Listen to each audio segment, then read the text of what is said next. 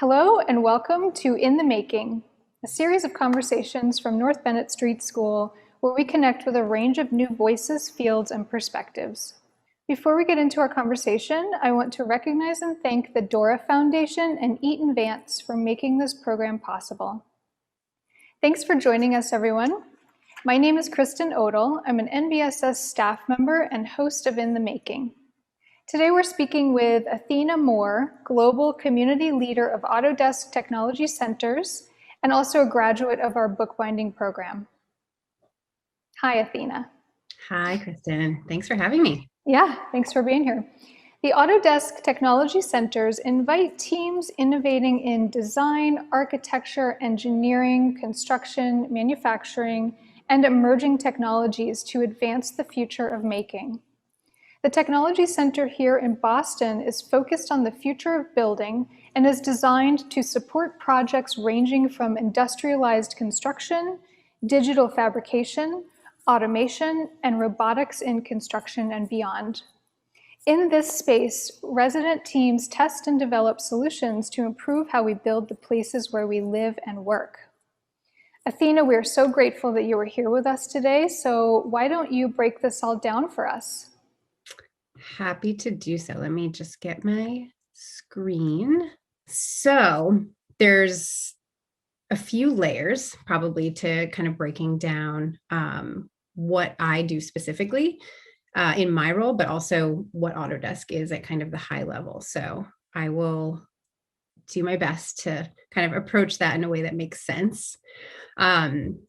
I think in the sort of simplest terms, Autodesk is a design software company. So our goal at the high level is to build software that helps people imagine, design, and make a better world. And really what that breaks down to is just software to design and make anything. So that runs the gamut from, as Kristen mentioned, buildings, infrastructure, automobiles, gadgets, and like things like movie effects. So kind of across the board. The technology centers in particular exist within Autodesk to be kind of a proof point for the future of the industries that we're looking to serve. So at the high level, that's architecture, engineering, construction, manufacturing, and design, broadly speaking. The technology centers have physical locations in Boston, which is most of what I'll talk about today, as well as San Francisco and Toronto. So we are this network of shops across North America. But beyond that, we're also what we call an outside network. And really that just means what we're referring to as the resident program that we run. And that's sort of what we've decided to call it because it really is this network. There are several goals, I think, in what we're trying to do with technology centers, and in particular with the outside network. As I mentioned, looking to understand in real time what is happening in the industries that we're supporting. I would say, to back up just a little bit, I joined Autodesk right as we were building out the space in Boston. So just as we were embarking on supporting this architecture, engineering, and construction world. And the reason we focused on that here in Boston is that the software developers in this area are focused on that for us. And I certainly wouldn't suggest that the software was being developed in a theoretical way before that, but there was a lot of value in having a physical space where we could invite external teams in with real projects and challenges and problems related to that industry and see what that actually looked like, because that gives us a better understanding of today, what are the challenges that we're facing and how can we respond to that and help not only support that through, integrating changes into software, but really participate in this kind of shared conversation in terms of the industry moving forward. Athena, question. Let me get this right. Are you saying that the Autodesk software was being used in construction and building and architecture in Boston, and so that was sort of the impetus for the build center. Is that what I'm hearing? Yes. Okay, Yeah, thank exactly. you. Yeah, spot on. So we, in the design of the space in particular, we're trying to understand how we would support building scale projects inside of a building, which is a really interesting consideration.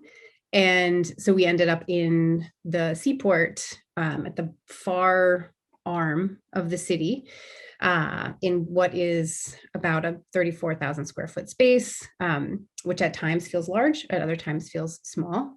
And we have supported quite a lot of interesting projects at different scales there. So not everything that comes into that space is at what we would consider building scale, but the hope was to try to be able to accommodate those kinds of projects. I'll just plug real quick, because I told you I would mention this, that behind me, for those who recognize where I am, this is our technology build space.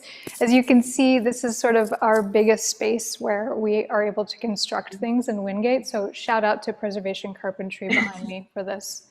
And also that you just mentioned to me that Lance Patterson's workshop is in your building, which I love the symbiosis of those two things. Yeah, it's pretty amazing. I had, it must have been not long after we moved into that space, I connected with Richard Odle, who's in the same workshop, and he gave me a really amazing tour over there. So it was very exciting to be in the same space, which I miss very much because we actually have been closed for the past year, which I will expand on a little bit once I've given, some more background on kind of what we're doing. So the technology centers, I've explained a little bit, have 3 physical locations. The real purpose of our spaces is to support these resident teams. And the reason that we find external teams in particular to be interesting is for all the reasons I mentioned. Like, they have these external challenges. They're on the ground trying to figure out how to move forward with their respective projects. And it's challenging in the best way possible to bring those new ideas into what we understand.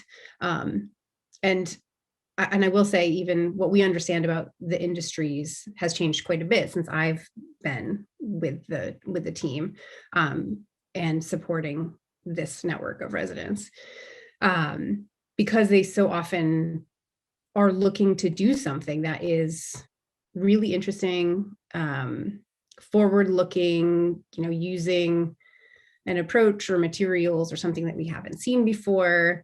We're often kind of faced with the question of, can you do fill in the blank? And it's something we haven't done before. So the answer is generally, I think so. And then we figure out how to do it. And that almost always proves to be something really exciting. And so, what we're looking for in that program is somewhat open-ended, I would say. We've been intentionally really flexible about the resident program, the project proposal process, all of that since the beginning, because we want to have guardrails on to some extent, but we don't want to say we're only looking for these kinds of projects, because that's somewhat limiting. And so, over time, we have gained a lot of experience, and we've started to, I think, have some of our suppositions about taking that approach be realized, which is nice to see. I think the way the flexibility manifested itself in the beginning was from the sort of a rolling admission standpoint. So we're always reviewing project proposals that come to us. Generally speaking, we're the most interested in those high-level industries that I highlighted. But while we were at one point sort of focused on aligning those with our spaces, so Boston was this, building specific hub, San Francisco was manufacturing, and Toronto was design, we've had plenty of cases where there's a team located in a city that is looking to do something in the industry that isn't represented in that space. And we'll still support those, provided what they want to do is like physically feasible. And so I think flexibility in the acceptance is one big piece that allows us to really accommodate projects that might have something time bound. They might have a deadline. But if we were doing, more of a cohort model, that might take some teams out of being able to utilize our space.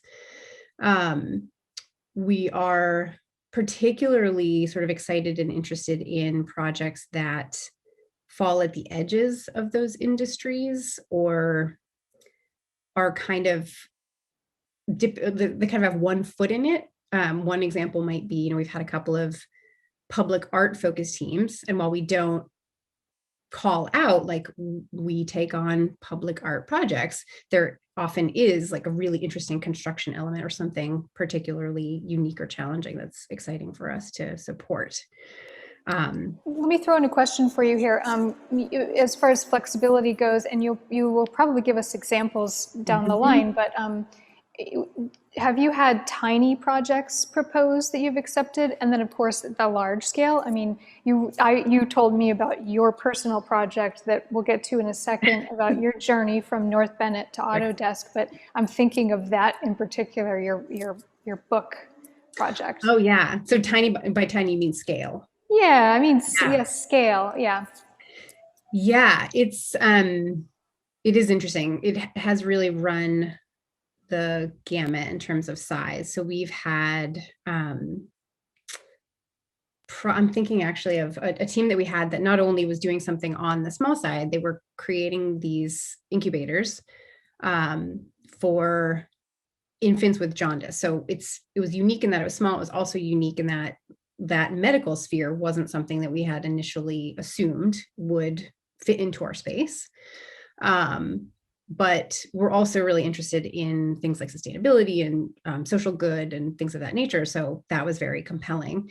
And they were making a soft product. So the whole idea was basically to be able to pack down this device, make it inexpensive, make it easy to transport to get to lesser resourced areas, and also run on a conventional battery so that they could be usable in those places.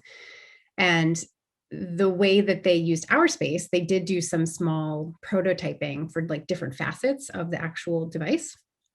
But something they originally didn't anticipate doing that they did was utilize the robots in the space, not for assembly or anything like that, but because they essentially had to like stress test the device itself. So it closed, it was soft, popped up, and had sort of a Velcro closure. And they wanted to understand at what point does this break down? And originally the idea was to have a literal human just sit there and like open, close, and keep count. And instead they were able to program a really like rudimentary motion, but just have the robot do that instead, which was interesting. So that's just a reminder to everybody here that Autodesk Technology Centers have robots inside of them. Yeah, I should. Yeah, I mean, I'll advance some slides so we can see some more photos. Yeah, let's see. So moving on from this, I'll say the kind of mention of our global network, which you'll see on a couple of these slides, is really a product of the past year. So our physical locations closed around this time 1 year ago. And the approach has been, fairly conservative. And I think in a way that helps us to feel comfortable in terms of when we'll return. So we're anticipating that will come sometime this spring or summer, which will be very exciting. But in the meantime, we have had to get kind of creative in terms of how we actually support the teams that have been in our program, certainly predating that. And they are absent that one resource in the way of the physical spaces and the equipment, which I will display shortly. But we have, in addition to thinking about, taking programs online, developing new resources, connecting on Slack, like using all these digital tools that honestly we didn't anticipate leveraging for our resident community because we were completely in person. We've also kind of expanded our thoughts around what we can support. So prior to all of this, one initial question at the proposal phase was, is this team, physically located near one of our workshops? If yes, is what they want to do physically possible in our space? And I think in the absence of those questions, it's been interesting to think about, are there other kinds of projects around the world for whom the physical resources aren't the key component to what they want to do? And really what it is for them is community, expertise, idea sharing, digital tools augmenting physical ones and things like that. So we've expanded to become a bit more global in the past year, which will be interesting for us, I think, especially when we return, because we'll have this kind of hybrid community of in-person teams coming back to us, as well as these remote teams that are located in their home countries. And so here, this slide just runs down at kind of the high level, the three spaces, what falls within those in terms of equipment support and things like that.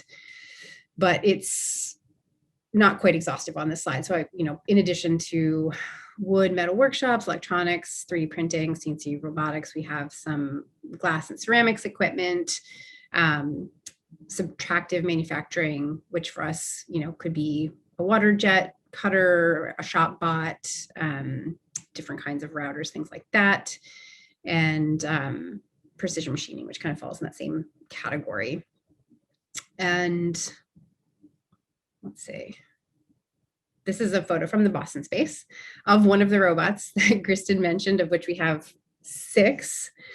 And then here's a quick rundown of kind of what we offer to the teams that are joining us. And this, I didn't include this as a pitch or anything like that, though I'm certainly happy to answer questions about the program. But just to kind of outline, what it is that we're doing for these teams, like the way in which we're being a resource.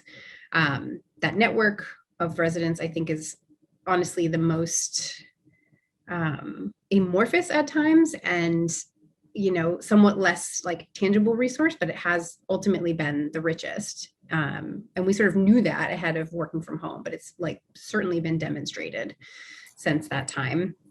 I'm going to just pop in and ask you a question on that. Sorry to interrupt, Sure. and then we'll go through the rest of that list. We had discussed an example of 2, vastly different residency programs that ended up collaborating together. Can you share with us one of those examples? Yeah, actually, let me skip forward a little. I have some photos of this project. So yeah, this was a really interesting project for us. One of the things that we kind of assumed in the early days of getting this program kicked off is that there was a lot of potential for collaboration. Like beyond just being flexible, we've also been very intentional in the design of the spaces and the culture of the space to be very open. So there's a lot of visibility to all the projects. It's in a literal open format studio space. We're very encouraging of not only knowledge sharing, asking for help, learning from one another, but certainly collaboration, I think, is really interesting, especially because we're sort of in this position of being backed out enough from the work that's happening that we can see some of the connection points. So we might have, say, a team from academia that's working on, a very charismatic project that's longer term, where they're trying to solve for, this is a real example, like a robot laying masonry. And then we have a construction company that's doing essentially the same exact thing, and they're taking like a quicker and dirtier approach to it because they need the solution now. And they don't necessarily have awareness of one another's work. So being in this space sort of exposes them to that.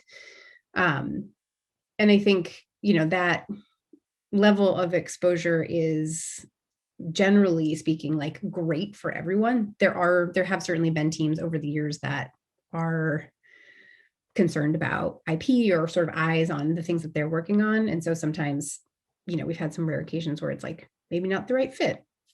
But this particular instance of partnering was really interesting because as we grew the program to be global, we had this team, Foligram, join us from Melbourne, Australia, and they don't need the physical space. They don't ever plan to travel. I mean, I'm sure they'll travel to North America at some point, but they're not intending to do that for our space.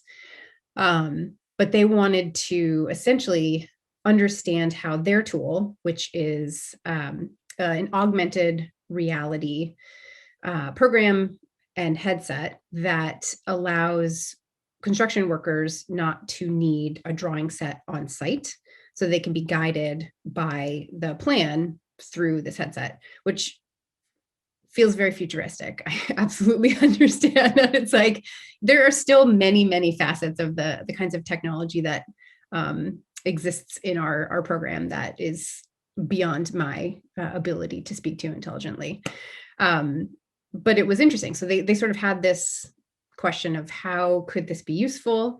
And one of our other teams, Windover Construction, who's based here in the like general Boston area, had a project at an YMCA in Gloucester. And it was kind of the perfect fit for what they were looking to do. So they had, they were building this truss, which you can see in the central image, it's kind of outlined. It's not a particularly complicated shape, but it would have been much more time consuming to kind of create all of these pieces and get them installed in the right way if they were having to refer to those drawing sets on paper. And so it was just really interesting. They were also able to essentially prefabricate the trusses themselves with a stud forming machine that we have in our space, which was this other kind of interesting partnership that happened for us over time, where this machine company, they're called Howick, had approached us at some point and basically said, can we put this machine in your space and see how people use it? And we said, yes, of course. And it was, sort of this big, interesting looking machine. So there were often a lot of questions about it, but I think it took a little while for people to start trying to use it. And the intention is for this kind of like, rectilinear structure. So you can input the parameters of here's a room that I'm building out studs for, and it will essentially roll them and cut them and then mark them so that they're easy to assemble. Wow. So this speaks to that overarching conflict of what do we say to the tech-averse community? I mean, we're a hand skills-based community here, as you are by training at North Bennett Street School. So what do we tell the tech-averse hand skills community about this kind of technology that is about efficiency, not automation? Yeah, it's interesting. I think automation didn't really enter into my personal sphere until I started working at Autodesk. And I think it's a buzzword. It gets tossed around quite a lot, certainly in some industries more than others. And I think understandably, there's a bit of anxiety about what that means. And I think there's a couple of things, like it's not as smooth as we think it is on one hand. And it's also really designed for it kind of the whole, like something that isn't an automation process breaks down if there's like an introduction of something too complicated. So it's really good for things that are exactly the same, like, repeat processes. Like obviously you see that in manufacturing for automobiles, but it's absolutely not capable of recreating like the human element in so much as like hand skill, craft. It's just not intended to do that, and it really can't. Right. So these technologies you're sharing with us, and all of the what your equipment is capable of doing in your technology space is just making life more efficient for our builders, our architects, our tradespeople using their hands, right? Yeah, the intention, I think broadly is to make more efficient the parts of our work that are really laborious and not where we necessarily need to be spending our time. So I'm certainly somebody who, I don't use digital tools for most of my work. I, again, only really experimented in that space once I joined Autodesk out of like strange curiosity. But for something that is either, I just need to like cut all this material down and then move on with the part that like I'm important for, I think it's really useful for that. And I think there are also a lot of interesting developments in the space, in startups in particular, that are looking for ways to make it safer for workers, especially those who are on site. So having different kinds of like either tracking devices or some kind of sensor on you that knows when you're near the edge of a building or something like that, that just makes your work more secure. I actually have a couple of projects that I think are a really great example of this. One of them being, so this group is called New American Public Art. I just realized I have a typo there. It says North American. It's New American. They're called NAPA for short. And they had proposed and had accepted this really interesting public art project where they wanted to build these 2 owls that would be interactive and ultimately would live in Austin. So they proposed this to the city of Austin. They scanned a real horned owl, which apparently it's very hard to get because only certain kinds of people are allowed to own taxidermied versions of them. Got all that data and then had decided to create these out of corian, which is a countertop material, because it would theoretically stand up well to weather, could be outside for a long time, would be durable, not too heavy, all these things. But we had never encountered this material before. And this team had essentially no experience on the tools that we have. Like robots were way on the far end, but even lots of the other tools leading up to that. So the short version was they didn't actually know how they were going to do this. They were committed to the project and they had to do it. But all the stuff in the middle was a big question mark. So one thing that was interesting is Harvey Tools, just somebody that we had formed a relationship with for tools, had never seen anyone mill this material. And so they essentially donated a bunch of tools so that they could get some information in terms of how this material reacts to being milled. And I think that was a really interesting partnership. The team actually has a nice video about the project, and I think they're a bit more articulate about the particular challenges of, what ultimately proved to be helpful in the machines, but also what those limitations were. So maybe I'll just spend a few moments playing this for you all.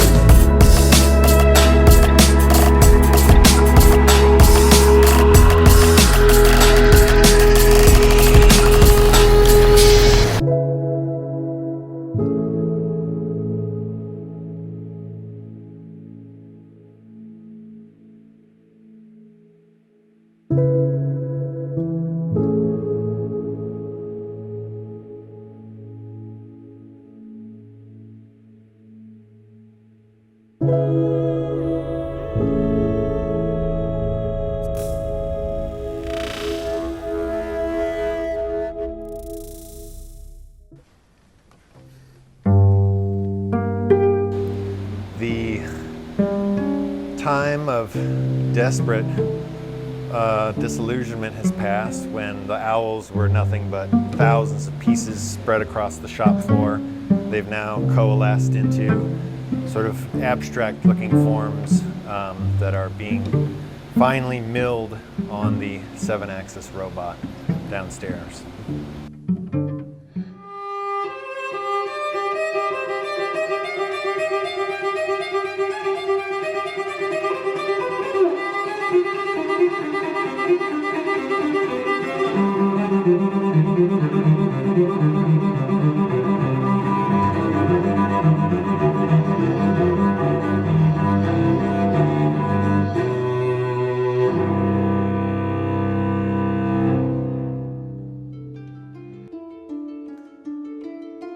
So there I am downstairs milling with the robot, and it produces a noise that is deafening. At first it was kind of interesting. It was a loud screech, and it kind of had I got out my phone and I have like a guitar tuner, and I set it down, and it's kind of this dissonant G note, this G sharp, that just kind of weasels its way into all the objects around you and goes through your earmuffs and through your earbuds. And sometimes when it hits a particular part of the owl, it'll reverberate the various materials on the floor around it. It's this kind of indescribable Lovecraftian sound.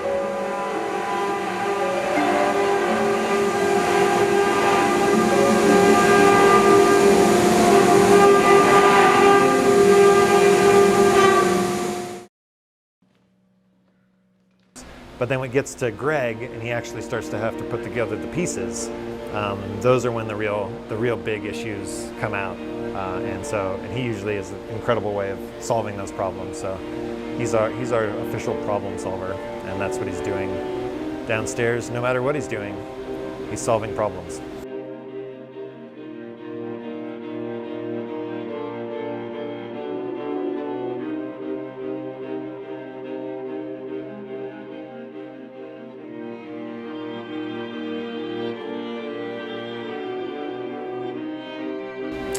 It is a dubious process because there is the perfection of the digital realm, which is unachievable. You can spend all day in the computer in that perfect place, but in the real world, things have tolerances and gravity and friction and all the terrible things that life has been dealing with since it emerged from the sea.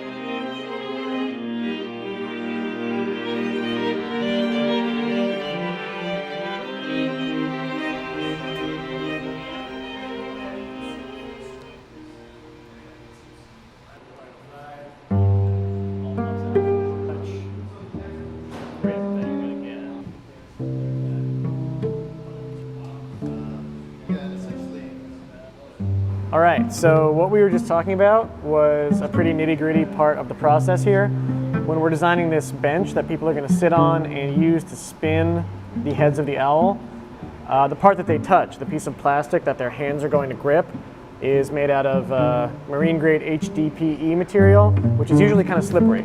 So we were talking about putting grooves in there to add some texture and give people a little better grip on the wheel, and also sort of telegraph the intent of that as a interactive object that they're meant to spin and grab.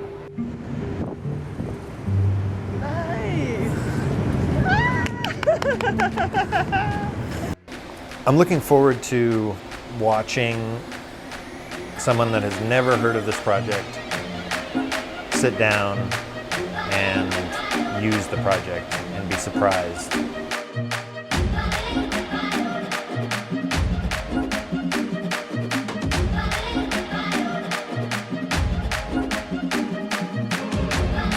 When you really just get that person that has no idea what they're looking at begin to use your piece, you see it really for the first time.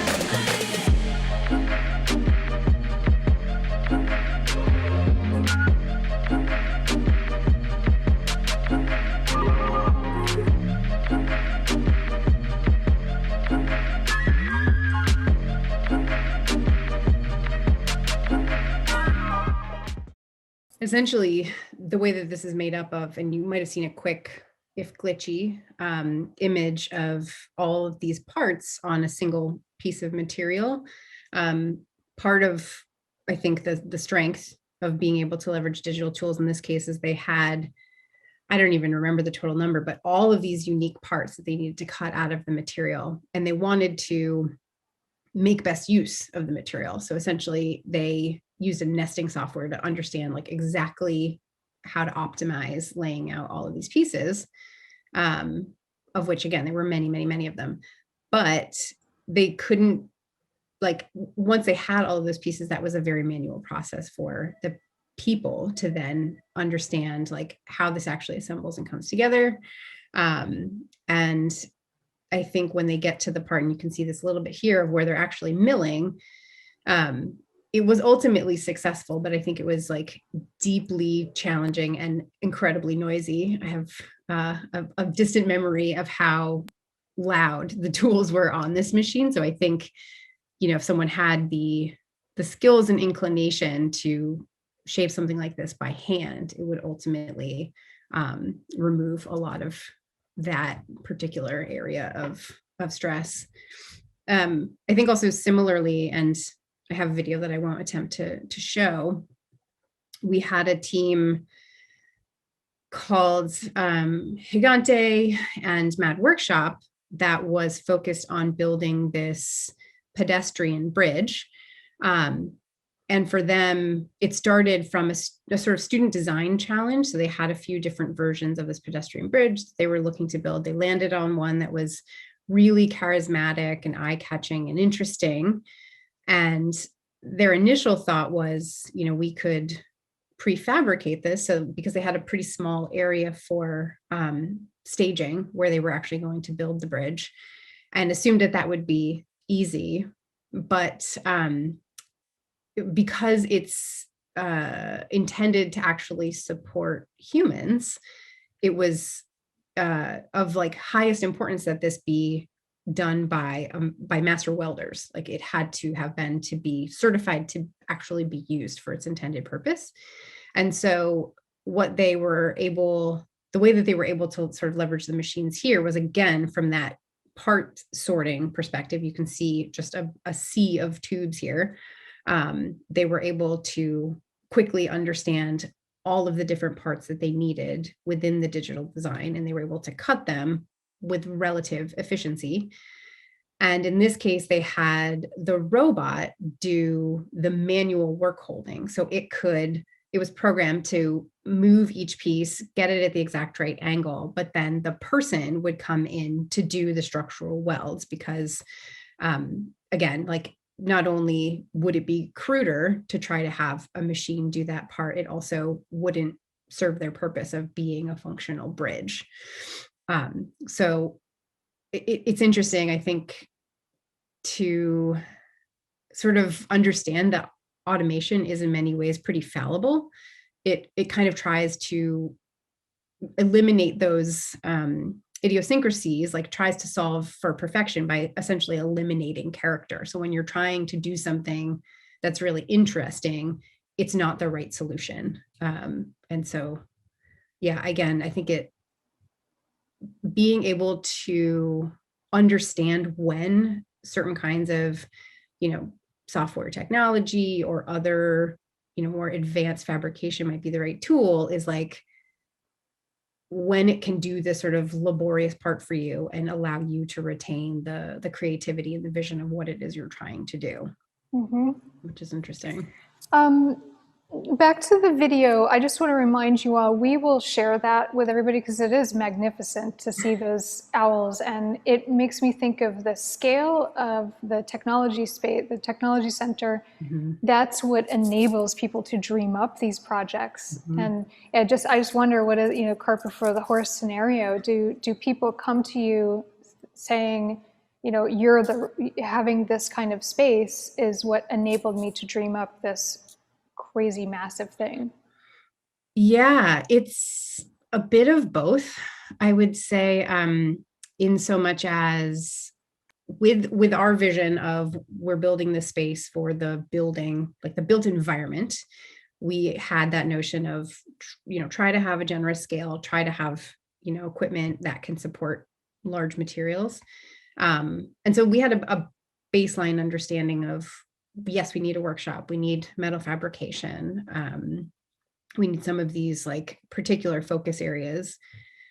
And even early on, we were really informed by the kinds of asks that we were getting from teams coming in. So it tended to be the case that we, prioritize, like we sort of weren't even 100% set up when we started bringing teams in. So we would respond to, well, it seems like everybody needs metal fabrication right now, so let's get that shop in place.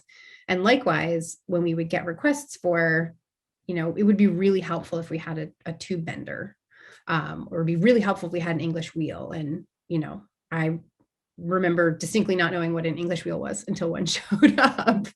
What is an English wheel, please? It's they're used a lot, I think, for the kind of charismatic shapes that you see in the automotive world. So you can sort of manually roll metal materials. So it has this, you can put in different tools onto it, and then you're sort of, again, like rolling the materials through them. Having watched people use it, it's hard. It's hard to master. And that's a totally manual tool, which is a big part of what we do. Like we do have these kind of high-end machines that, I'd never seen industrial robots before. I had no idea what anybody was going to do with them. And there's been a lot of variation in what they have done with them, but they're not, not only are they not the only tool that exists, they're not the right tool for everything. So we've had plenty of teams come in and they're charismatic. So they say, we want to use that. And it's like, well, I mean, where you should really start is just the manual lathe. Like that's the right thing for this project. Right. I'm looking at these pictures and it actually looks like a dust-free version of many of the workspaces up in here. Not that there isn't dust flying in here, but it just... I know. It's the goal. And it's also important, this is a thought that I had kind of early on.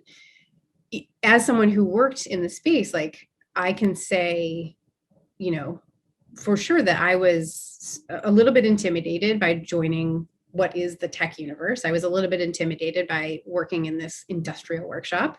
And a large part of that was like, there's a lot of things that I couldn't speak to, how they're used or how they could be used, or, I didn't have all of the kind of industry lingo. And so it occurred to me that like this space, to your point, it looks pretty clean there. And that's kind of our goal, like is very shiny and very easy, I think, to assume, oh, this isn't for me. Like, I don't see how I would leverage this, or like, I don't have the right level of experience to be there or something. And it's very important for us not only to, like, we have no requirements in terms of experience for the teams that come in on any of the machines.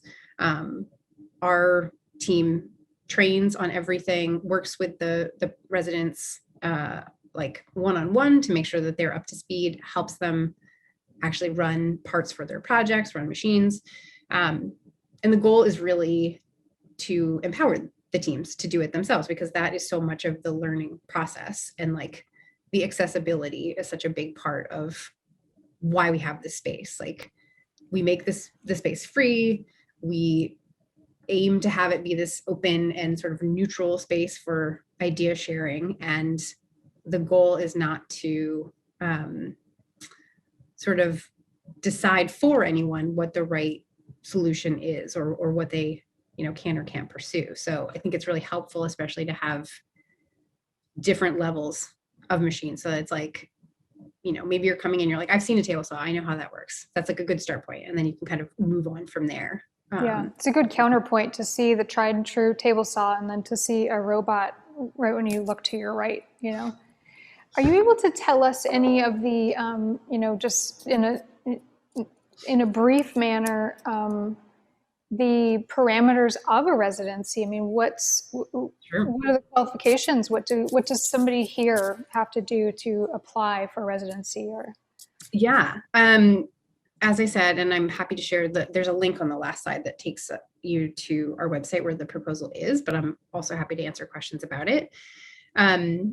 Rolling admission, as I mentioned, the proposals are generally a project, so something distinct that the team is trying to do. In most cases, something physical. That's not exclusively the case now that we have this remote option.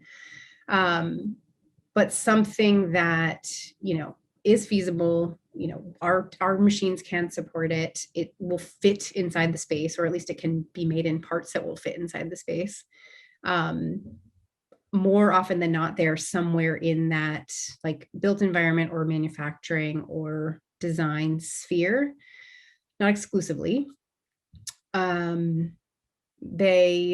I would say it's not like, we're not a makerspace. And I think one of the distinctions is we're not really capable of supporting, say, I want to make a really interesting coffee table for myself. Like, that's not exactly the space we operate in. We're also not a manufacturing space. So we're not somewhere that a team comes and says, we need to make 400 of this part.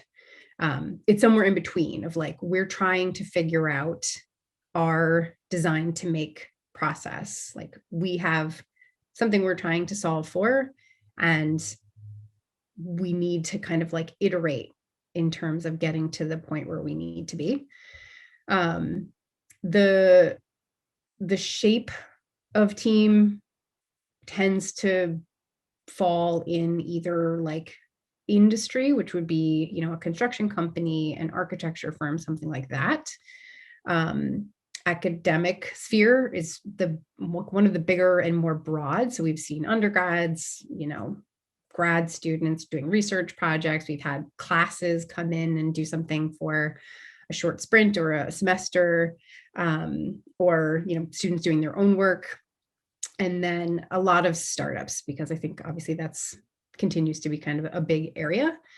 And I think for all of them, like something novel about the project is really interesting, trying to solve again for like something in the sustainability sphere or like social good is really interesting to us. I think one good example is we have a team, actually I think they're on our ideas exchange slide. They're called OCOA projects. So this is a nice like A and B of one side of the slide. The left side is what we call an ideas exchange, which is a conversational gathering weekly that we do with all the teams to just talk about updates on their projects, what's exciting, what was a total failure, what they have questions about, and just sort of sharing. And so this team builds essentially ambulances for motorcycles. So they're working in Ghana specifically and trying to build for the conditions. So something that can be off-road, but can transport people by motorcycle, which is the main vehicle that they have at their disposal. And so for us, that falls like a little bit outside of the things that we normally see, but we were immediately compelled by this idea of what they were trying to do. The other side of the slide is what our ideas exchanges look like now, which is totally digital, screen sharing. In the top image, showing the like design of something that is physical and trying to walk through some of the challenges there. And then below is one of our remote teams that's doing a digital workflow of the built environment. While we're sort of at the Q&A portion, we're just going to keep conversing, but anybody who has questions, just put them in the chat, in the Q&A box or the chat window, and I'll yell out your question. But I have one for you right now, Athena. How many resident teams can you host at once? How big or small are the teams? And how long do projects usually take to resolve? That's a great question. We have in our entire program about 150 teams right now. And that somewhat equally, I would say, maybe 120 of those are site-based, in that they are located in Toronto, San Francisco, or Boston. So that's probably about 40 teams each. And then the rest of them are remote. That's a good kind of guide point for us in terms of understanding like how much we can scale support. So we try to keep it around there. Each of our sites is different, like configured a little bit differently, and therefore has like a larger or smaller studio. So we can fit, I think, 70 people sitting in our studio in Boston.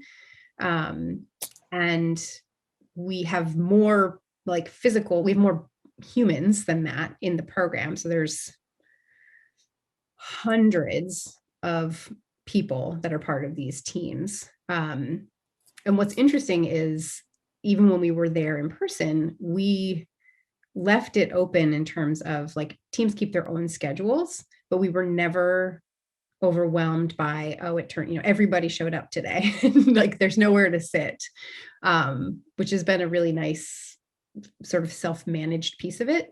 In terms of team size, it ranges, I would say, from 2 to 10 is a good range. It can be a little bit challenging to have a team of one, just in so much as you might literally need someone to help carry materials to a machine, or have someone at a machine while it's running to make sure everything's going smoothly, while you might want to be doing something else simultaneously. And on the other end of the spectrum, like we have experimented with some really large groups. I think in every case they've been undergrad classes, so 20 something students is a bit chaotic, I would say. Yeah. So somewhere in that mid-range is good. Do you have tours? I know that you, at one point when the world was normal, you had tours of the space. Do you have any virtual tours, or will you have them again? I was hoping to tease one, and the internet probably would have failed me anyway, but Thank you, Zoom. Yeah, I know. We are working on one right now that I think is like, somewhat imminent. In the next month or so will be available, and I have seen it. It's very cool. But yeah, we used to do tours all the time. And I'm not 100% certain what that will look like when we start to go back. Mm-hmm. But it is a nice way of, I certainly have had many instances where I'm sort of explaining in the abstract what I do and what the space is about. And it can be a little bit hard to kind of visualize what that means. And I'm certainly someone that benefits from like the experience. So right, actually seeing it and being there is a lot more helpful. I just want to pay mention to the fact that, tradition and adaptation and all of these things that all these words that we've been using over this past wild year, adapting, how do we hold on to the things that we know? And one thing that resonates with me about your space is that you adapt to the changing world outside your doors. Mm-hmm. And that's amazing, and we need more of those spaces. You're not rigid is kind of what I'm trying to get at, and I really appreciate that. Yeah, I think that's certainly the goal, because having, now at this point, I've been with Autodesk for 5.5 years since the start of the Boston space, and having that ongoing like learning experience of our resident teams with us has constantly kind of redefined what we understand around the industry, the built environment, like what makes sense, what is happening in the space, and what kind of real challenges these teams are up against. So it allows us to do that, and to, whether that means we buy different equipment, sometimes it means we realize we're not using this equipment and we donate it somewhere, or like something else. Like we're sort of constantly evolving the physical spaces and also our approach to the support, which is really it's also wonderful in a place like this, such as Boston, such old infrastructure, trying to change it along with our needs as people that live here and residents, as we talk about the potholes all the time. Somebody fix the potholes. No, it seems really simple. This project in particular, the one I just pulled up, is interesting. It's and I'm sure many of you have seen this building, the Emerson Little building downtown in the theater district, was a project that we ended up supporting. And the goal here was really like restoration of this historic building. And it was very important to retain the historic nature of the building in the process. So the specific element of it that we were in support of was this facade. So the facade from, I think it's 1917, was degrading. The cast material is exposed. It was highly damaged. They recognized like this has to get fixed, but how do we sort of do that in a way that preserves the original elements? And so the architecture team and construction team that were working on it scanned the entire building, but in particular, all the details that were on the top floors, including animals, leaves, flowers, shields, all these things, many of which were unique because of when they were created. So they weren't just this like cookie cutter example. But also there was a bit of that like degradation from having been outside, and they wanted to recreate even those elements. So the team came to us to start using basically what's called point cloud data from the scan to create both additively, which is to say like 3D printing, and subtractive, so taking material away with a router, what the characteristics of each of these lion heads is what they focused on, were, how they were different, and how they might, gather water in different places that would cause them to break down again in the future. And like, was there a way to, like slightly variate in a way that wasn't evident, but would preserve it longer? And along the same lines, like, was there a material that they could use that would stand up better? And so they ended up using this high performance concrete once they had gone through all the iterations of figuring out the right molds to recreate these accurately. And the ultimate like installation of this weighs less than half of what it did before. So it puts that much less stress on the foundation of this building, which is a good thing. Very cool. Thank you for sharing that one. Yeah. We didn't get to it yet, but somebody was asking about your bookbinding project that you did work on in the technology center, and if you can just speak to that, your own personal journey from bookbinding to Autodesk. Yeah. The very condensed version. This is a nice coincidence. I graduated 10 years ago, which is shocking, and my class had a little Zoom reunion last spring, which is really wild. I see Martha in there. I know, it's so and delightful. It was so good to see her, and we had originally made plans to be in person, but that was not possible. But yeah, condensed version. Absolutely, like fell in love with bookbinding. Assumed that I would not get into the program. Was like one of the best things that I've ever done. I moved into conservation, which similarly fell in love with it. Had a lot of really good opportunities for internships and fellowships, and ended up working at NEDCC for quite some time, which was wonderful. Was constantly teaching, taking classes. There's a really hilarious image of me with a little like Madonna headset on, teaching a class at the BPL for Boston Book Fair. I took classes in Italy and Virginia, all that stuff, loved it. And I think somewhere in there had this interesting opportunity from a friend who sort of vaguely knew about this space being built and said, hey, like, you might be interested in this. I don't know why exactly, but I just think maybe you should look into it. And the role at Autodesk at the time was very nebulous because I was like the second person to join the team. They had just started building out the space, and kind of all the things I mentioned before, like feeling a little bit doubtful of like joining this different industry and trying to get my bearings and connect the dots for myself. And I actually have a memory of coming over to North Bennett Street School within that first year to speak with faculty I think, mostly for me to try to understand like how I could connect my two worlds, which was really interesting. And we ended up having a couple of tours come over, which was great. But I think something that was really valuable to me in this transition was like realizing that I could kind of endeavor to learn new skills, and that I could start to find ways to like apply this new universe onto what I was doing. So I think probably the best example is this ridiculous thing that I made.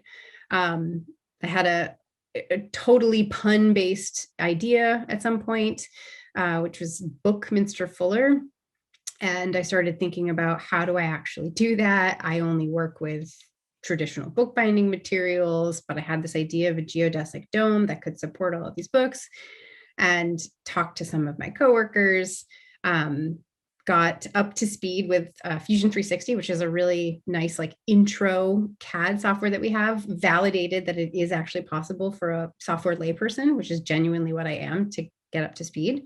Was able to map out, especially critical because of the math involved, to figure out how to like cut the parts for this, and then trained on how to weld so that I could actually make this ridiculous dome.